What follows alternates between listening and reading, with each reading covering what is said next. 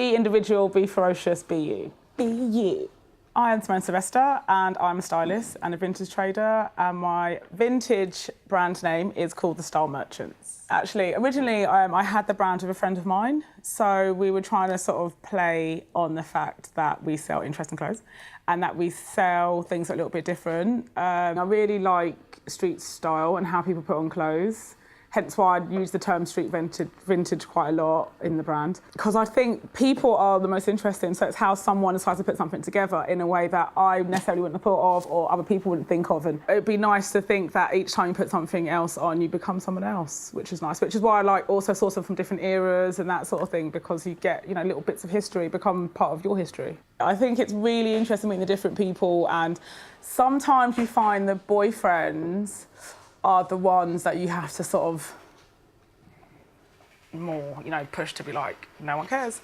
Do you know what I mean? Like, oh no, he doesn't like it. I'm like, who, what, you know?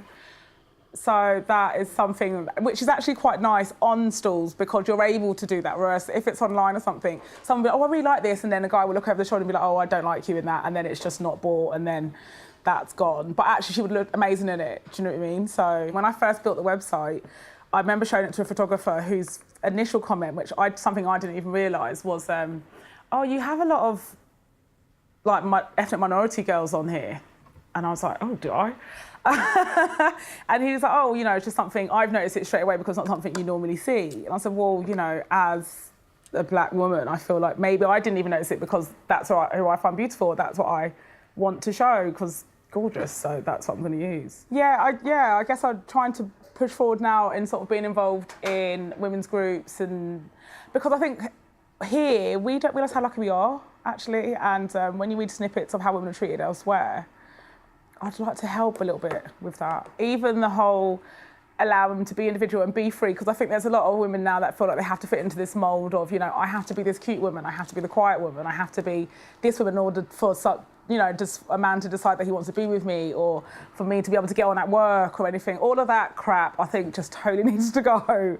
I have to be whoever the hell I am. Basically, that's what I would like it to be. I'd like people to feel empowered and confident, and the next time I want to carry how that feeling that happened when they bought it, when they put that garment on the next time, to still have that with them. I think with the brand, I'd like to promote individuality. That is the main thing, that's the word. It's individuality. Everyone just being free to be themselves at any point, regardless of how they feel like it's going to be taken or how people are going to react to them. Just being confident. I mean, one thing that came to my mind there is if I can be as drag queeny as possible, I'm done. I'll be happy.